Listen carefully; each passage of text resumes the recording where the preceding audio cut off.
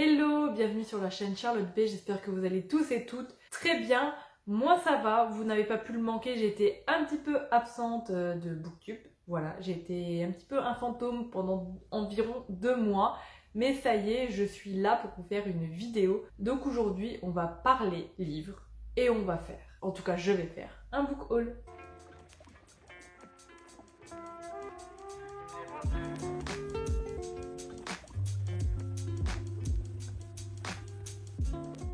Donc dans ce book haul, je vous présente les livres que j'ai achetés sur le mois de septembre, mais aussi celui d'octobre. Donc voilà, j'espère que la vidéo va vous plaire et on commence tout de suite sans plus tarder.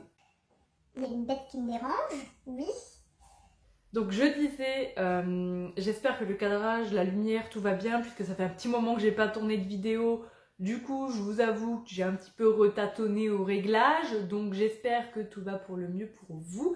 Alors je commence avec les romans de Saxus, puisque j'en ai encore pas mal à vous présenter, puisque je suis à Pigeon et que j'achète presque tous les livres de Saxus qui sortent, mais je me suis fait une réflexion ces derniers temps sur les livres de Saxus et je me suis dit stop, je vais les acheter que ceux qui m'intéressent réellement, parce que là c'est plus possible. Si vous avez suivi un petit peu, en novembre, je crois il doit y avoir presque 7-8 livres qui sortent chez De Saxus et clairement faut faire des choix. On peut pas tout acheter, c'est pas possible, vu le prix des livres en plus. Mais je me suis procuré Chasseur de flammes, les sables d'Arawiya de Hafsa Faisal, donc le premier tome chez De Saxus. Donc vous l'avez vu tourner partout, je ne m'attarde pas dessus, il a un beau jaspage bleu sur toute la tranche. Les thèmes de ce livre, il me semble que c'est une fantaisie un petit peu orientale, mais avec un soupçon, je dis bien un soupçon, j'ai l'impression de Robin des Bois. Je sais pas pourquoi, moi ça m'a... J'ai ce thème Robin des Bois qui arrête pas, dès que je vois ce livre, je pense voilà, à Robin des Bois, fantaisie orientale. Voilà, puisqu'il me semble qu'on va avoir une jeune fille qui en fait se fait passer pour un homme et vole pour en fait subvenir aux besoins de son peuple. Donc voilà, c'est pour ça que ça me fait penser à Robin des Bois.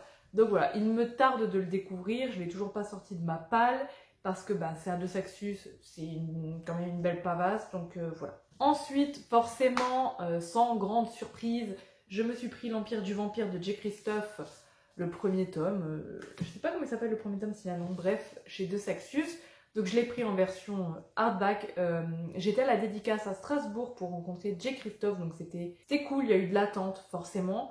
Mais on a pu assister à une petite conférence où J. Christophe a répondu à des questions. Voilà, donc une petite conférence et après on a pu en fait faire la dédicace. Donc j'ai pu faire dédicacer Mes Reliés de Nevernight et j'ai pu aussi me faire dédicacer L'Empire du Vampire de J. Christophe toujours. J'aurais pu me prendre la version ultra collector de la tournée puisque j'étais dans les 100 premières, sauf que je ne l'ai pas fait pour la simple et bonne raison que j'avais déjà en fait 7 exemplaires avec moi, que j'avais déjà acheté avant et j'allais pas racheter en fait un livre juste parce que la jaquette est différente, qu'elle est en doré et que le relié en dessous de la jaquette est gris au lieu d'être noir il me semble. Donc j'allais pas redépenser parce que ce livre coûte quand même 30 €, à nouveau 30 € alors que le texte est le même. Voilà, le texte est le même dedans, il n'y a pas de chapitre bonus, il n'y a rien à part vraiment l'esthétique autour qui change. C'est pour ça que je n'ai pas craqué, pourtant je suis une grande fan de ce que fait J. Christophe. Et en plus de ça, je ne sais pas si pour vous ça a été le cas, ceux qui ont été aux dédicaces, mais dans la salle où j'étais, sur les 100 reliés ultra collector de disponibles, il y en a eu au moins une vingtaine qui avaient des soucis d'impression. En fait, quand on ouvre le blister pour que les gens puissent les faire dédicacer,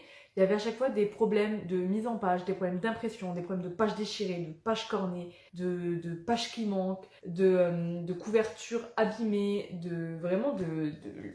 faut le dire, de livres qui étaient clairement mis à la vente, mais de très mauvaise qualité. Et c'est pas la première fois qu'on trouve chez De Saxus ce problème où vous achetez le relié, vous arrivez à la maison, vous le déballez et il y a un problème dedans. Et je trouve ça vraiment nul. Pour une édition ultra collector, vraiment soi-disant, voilà, ultra collector, d'avoir 100, parce qu'il me semble qu'il y en avait 100 à chaque dédicace de J. Christophe dans les librairies qui accueillaient l'auteur, et que sur ces 100 bouquins, il y en a au moins une vingtaine qui vont partir en fait à la poubelle. Donc je trouve ça vraiment hyper dommage.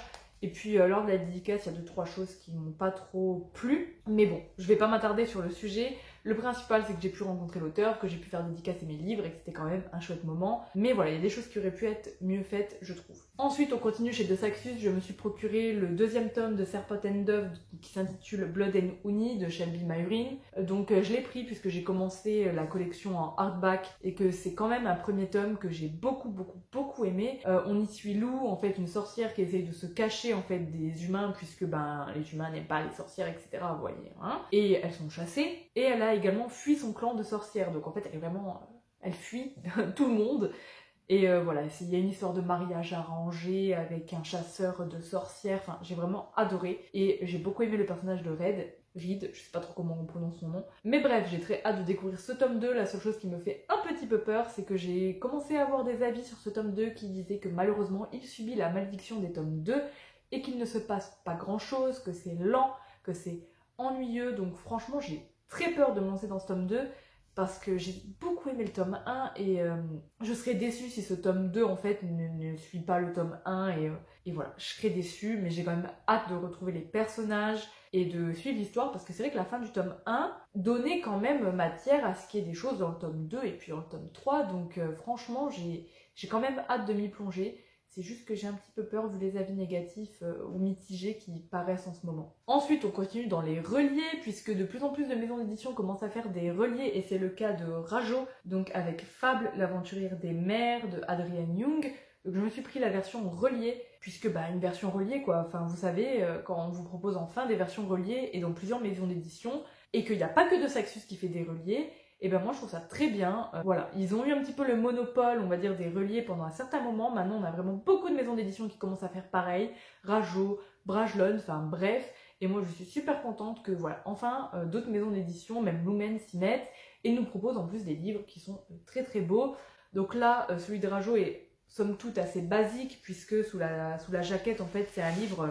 très basique, mais je souligne l'effort en fait qui a été fait de sortir, voilà, un relié. Donc on est sur une fantaisie maritime avec, je suppose, peut-être des pirates. Donc je suppose qu'il y aura des pirates dans cette histoire, mais je n'en suis pas sûre du tout. Ce qui est sûr, c'est que la couverture est juste magnifique et que c'est un roman que j'avais déjà repéré en VO. Il me semble que c'est une duologie.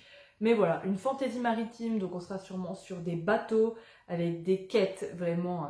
j'ai vraiment hâte de le découvrir. Il faut savoir qu'en plus, j'ai vraiment craqué sur la version reliée. Pourquoi? Parce que les romans de fantasy que propose Rajo, notamment Le Prince Cruel et Un sorcier noir et éternel, c'est vraiment des livres que à chaque fois j'ai dévorés, qui ont été palpitants vraiment et que j'ai beaucoup apprécié. Du coup, je fais confiance à Rajo sur leur fantasy tout simplement, et c'est pour ça que j'ai craqué pour Fable.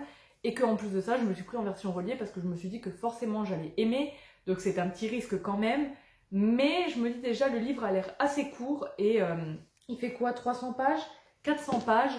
Mais en fait, ce qu'il faut savoir, c'est qu'avec les livres Rajo, ce que j'ai moi découvert dans Un sorcier noir et éternel et Le Prince Cruel, c'est que la mise en page fait que ça se dévore et que ça se lit, mais très rapidement. Franchement, je me languis de le découvrir. D'ailleurs, je ne sais pas pour vous, mais il y a eu l'édition Ultra Collector ou Collector, je ne sais plus, du Prince Cruel qui est sorti avec un relié et un jaspage doré avec des paillettes sur la tranche. Et je me suis dit que j'allais me les procurer puisque j'ai adoré Le Prince Cruel, vraiment ça a été une chouette lecture. Sauf que je suis allée en magasin pour un petit peu voir l'objet livre puisque je ne l'ai pas précommandé. Et j'ai été assez déçue puisque en fait tout le jaspage sur le côté du livre, donc tout le doré avec les paillettes, c'est une horreur puisque quand vous touchez en fait avec vos doigts cette tranche, vous en avez partout sur les doigts. J'avais des paillettes dorées partout sur les doigts et moi il faut savoir que je déteste avoir des paillettes comme ça sur les doigts. Je me dis qu'à la lecture en plus il suffit qu'on ait un petit peu les mains moites et qu'on transpire un petit peu, ça va être horrible. Et c'est bien dommage parce que j'aurais bien aimé en fait relire en fait la saga Le Prince Cruel, mais en fait me les faire les 3 tomes d'un coup avec cette édition, sauf que je me suis dit les paillettes c'est pas possible, du coup j'ai pas craqué. Ensuite je me suis procuré un livre, mais un livre très cher mais très beau. C'est Le Temps des sorcières de Alix E. Harrow qui a été publié dans la collection Le Rayon imaginaire de Hachette Heroes, ou chez Hachette, enfin, bref c'est chez Hachette de toute façon. C'est une belle bricasse qui m'a coûté la modique somme de 28 €. Donc c'est assez cher pour un livre qui n'est pas un relié. Donc 28 € ce beau bébé, j'ai craqué parce que les sorcières. Voilà, c'est encore un livre qui parle de sorcières. Moi c'est une thématique que j'aime beaucoup, surtout à la période d'Halloween en automne, c'est vraiment des livres que j'adore découvrir. J'ai aussi craqué parce que c'était un one-shot, il me semble. Et c'est vrai qu'en ce moment, j'aime beaucoup lire en fait des one-shots. Donc j'ai craqué. Je sais pas du tout ce qu'il en retourne, je sais pas du tout quel est le pitch de l'histoire. Me suis juste arrêtée au titre, Le Temps des sorcières. Mais j'ai très hâte de le découvrir quand même. Ensuite, je me suis procuré le premier tome d'une nouvelle saga de Georgia Caldera, c'est La Cité des Songes, le premier tome, Une couronne de roses et de givre, qui est sorti chez J'ai lu. Je ne sais pas de quoi parle cette histoire réellement, je sais juste qu'il y a une cité des songes et qu'on a 4 personnages qui veulent trouver la cité des songes et je crois qu'il y a un gros monstre à combattre, enfin bref, je n'en sais pas beaucoup plus. Tout ce que je sais, c'est que c'est du Georgia Caldera. Je n'ai toujours pas commencé à lire de saga de Georgia Caldera, mais ça me faisait vraiment très envie cette histoire quand j'avais lu le résumé, parce que je l'ai quand même lu une fois mais je l'ai oublié depuis et j'ai pas envie de m'en rappeler. J'ai pas envie de m'en rappeler parce que je veux me laisser porter et je veux découvrir en fait ce premier tome vraiment en y allant les yeux fermés, donc je ne relirai pas le résumé pour vous en faire un.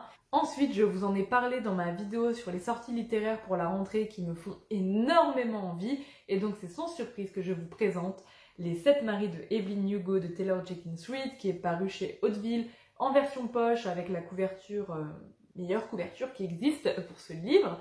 Voilà, puisqu'il me semble qu'il est sorti en version brochée, donc en grand format, je ne sais plus chez quelle maison d'édition, mais la couverture ça allait pas du tout, il y avait du whitewashing, enfin bref, ça allait pas. Donc je suis contente qu'il est ressorti en version poche et avec cette couverture. Vous le savez, j'ai eu un gros coup de cœur cet été pour Les Sirènes de Malibu de la même autrice, et donc j'ai envie de découvrir tout ce que cette autrice fait. Et voilà, franchement c'était la première fois que je lisais un livre et que j'avais vraiment l'impression en tout cas que les personnages étaient réels, qu'ils avaient vraiment existé. Enfin, je sais pas comment expliquer, mais la construction des personnages était juste vraiment rien à dire. Et j'ai très hâte de me lancer là-dedans. Il faut savoir que c'est aussi un one-shot, donc c'est cool parce que vous lisez un livre et vous vous lancez pas dans une saga avec 36 milliards de tomes. Et c'est vrai qu'en ce moment j'aime bien du coup lire des one-shots. Je me le réserve pour un moment où j'aurai envie de lire du Taylor Jenkins Reid, parce que je serai très triste quand je l'aurai lu et que j'en aurai plus dans ma palle. Donc voilà, je me le réserve pour un petit moment, mais il sera lu forcément un jour, ça, il n'y a pas de souci. Je vais me dépêcher, je n'ai presque plus de batterie, mais du coup, je me suis aussi procuré L'As de cœur de Morgane Moncomble en version poche. Pourquoi? Parce que j'ai envie de découvrir tous les romans de Morgane Moncomble. Et les versions poche me vont très bien, voilà, c'est les romans en poche chez Hugo, c'est plutôt cool. Je l'ai lu, je vous en reparlerai dans un autre de lecture, mais c'était une très bonne lecture. Je me suis aussi procuré en version poche Aurora Squad de J. Christophe et Amy Kaufman chez Casterman. Donc voilà, je me suis pris la version poche parce que comme vous le savez, en ce moment il y a énormément de livres qui sortent et énormément de livres qui sortent qui m'intéressent, donc je dois faire des choix. Et je me suis dit que en fait ils sortent cette saga en version poche, et bien je vais la prendre en poche tout simplement et je la lirai en poche, ça m'ira très bien. Je me suis également procuré la version hardback collector de La vie invisible d'Adi Larue de V.I. Schwab chez Lumen. Comme vous pouvez le constater, je l'ai lu et je l'ai fini très récemment, il y a quelques jours pour être honnête avec vous, et j'ai beaucoup aimé cette histoire. Oui, j'avais déjà la version brochée avec le calque qui est très fragile, et c'est pour ça que je ne l'ai jamais lu, parce que je me suis dit mais je vais détruire ce livre avec le calque et tout. Et quand ils ont sorti la version reliée, je me suis dit c'est bon, je me la prends, je la lis dans cette version. Et voilà, je ne vous en dis pas plus puisque je vous ferai un retour en update lecture, mais c'était aussi une très bonne lecture. Je me dépêche, mais je me suis procuré Atlas 6 de Olivie Blake chez Michel Lafon.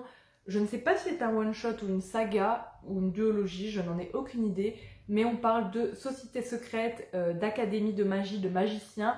Il me semble qu'on va avoir plusieurs magiciens qui vont se combattre ou en tout cas subir des épreuves pour en fait être sélectionnés et pouvoir rejoindre une société secrète de magiciens très haut placés. Donc voilà, une petite compétition, en plus il y a des illustrations à l'intérieur. Donc voilà, société secrète, magie, je dis oui, j'ai pris. Je me suis aussi procuré, puisque je continue à me lire les Serena Valentino, donc c'est les livres sur les vilains.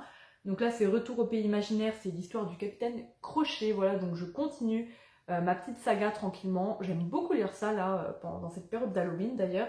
Je l'ai déjà lu également, je vous en ferai un retour très prochainement. Je me suis procuré cette beauté, cet ouvrage de Mina Lima sur Blanche-Neige et autres contes de Grimm. Donc en fait c'est un recueil des contes de Grimm, mais illustré avec Mina Lima. Voilà, c'est une très belle version En tout cas, si vous avez envie d'avoir un beau livre sur les contes, moi je trouve que c'est juste topissime. J'ai déjà commencé à en lire quelques-uns.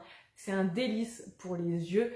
Et voilà, il n'y a rien à dire, vous connaissez, c'est magnifique. Je tombe, moi, d'amour pour ces versions. Je me dépêche toujours puisque je n'ai plus beaucoup de batterie, comme je vous l'ai dit. Je me suis procuré The Love Hypothesis de Ali Hazelwood qui est sorti chez Hauteville. Je l'ai déjà lu, on est sur une romance enemies to lovers avec un trope de fake dating entre en fait une jeune doctorante et son prof à la faculté. Donc voilà, c'était sympa, on est dans le milieu de scientifique, de la biologie. Voilà. Je me suis également procuré, je vous l'avais également mentionné dans les sorties livresques qui m'intéressent, Légende Born, Légende Vive, le tome 1 de Tracy Dion qui est aussi sorti chez J'ai lu. Donc voilà, on est encore une fois dans une histoire de magie, de société secrète et de légende arthurienne. Donc franchement, ça m'intrigue de fou. Donc on va suivre Brie qui va se retrouver à la fac ou dans une école très très réputée et elle va voir des choses magiques en fait arriver et voilà, il y a une société secrète de magie, enfin bref,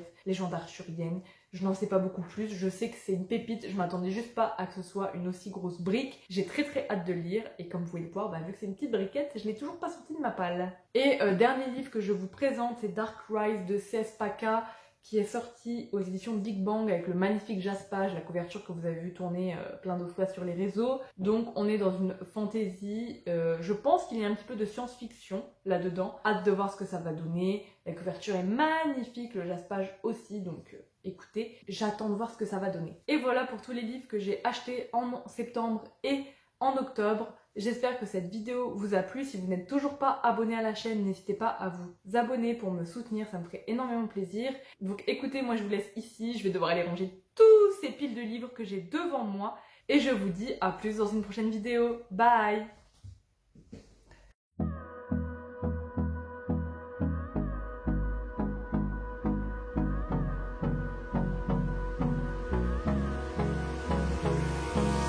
Hold me close till I get up. Time is barely on our side.